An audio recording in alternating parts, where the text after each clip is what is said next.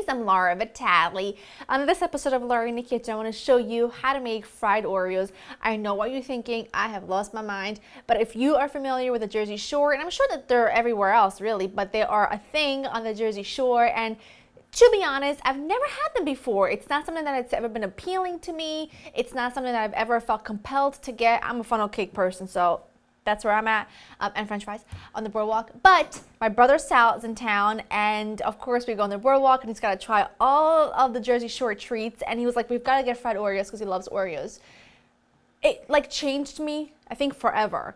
It's not something I'll be making on the regular.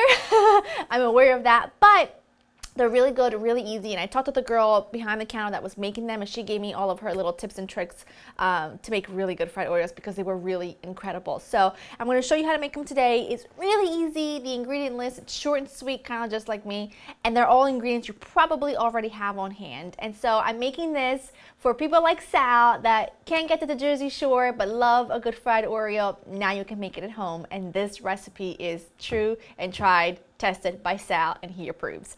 All right, the ingredient list is short. You need all-purpose flour, sugar, baking powder, and salt, whole milk, an egg, vanilla extract, your Oreos, of course, and some frying oil. You need to let the batter rest a little bit, so let's get that going now while the oil is preheating because that could take about 10 minutes. So in this bowl, I've got all of my dry ingredients. I figured I'd get it out of the way.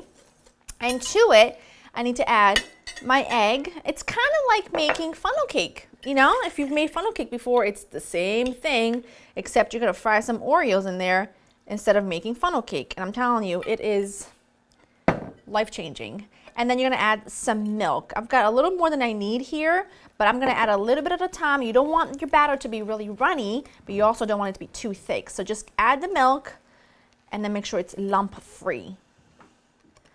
That looks fantastic. It's not too thick, but it's not thin. You don't want crepe batter. You want the consistency of almost a little bit thicker than pancake batter. So I'm gonna just set this aside. You want it to rest for 5 to 10 minutes, and that's gonna be the perfect amount of time for my oil to come to temperature. You want it right around 370. I can do it sort of know by eye.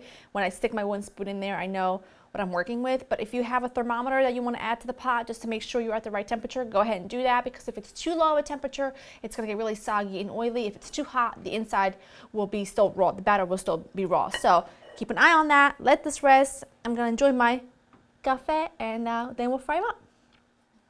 Batter is rested. My frying oil is ready. I'm just going to cook about 4 at a time. You want to make sure that you dunk them really well in the batter. Shake off any excess. You can do this with a slotted spoon. I just love this little thing here. And then they just cook for, I don't know, about a minute or two. I mean, really not long. The batter is quite thin around it, so it's not like it needs to cook all the way through. So just keep your eye on them. You want them to be a beautiful golden brown color, and then you want to drain them on a wet paper towel. Not wet paper towel. On a plate-lined paper towel, that's what I meant to say. And then I'll show you what they look like when they're done. These 3 are done.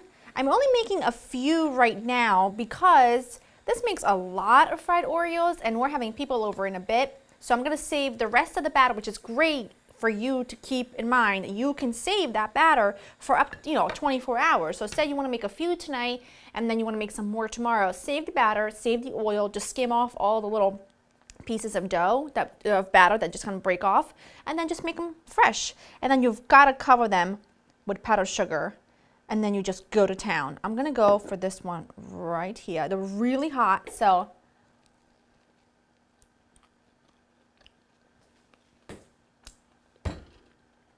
good. The Oreo softens on the inside, becoming one with the batter. It is life-changing. You can't get to the shore. You want fried Oreos. Well, you know what, you can go get a recipe for them. LauraInTheKitchen.com. I've got you covered, because I know you. I know you like a treat once in a while, especially at the weekend. I've got you all covered. LauraInTheKitchen.com got you for the recipe. Hope you enjoy spending time with me, and I'll see you next time. Bye.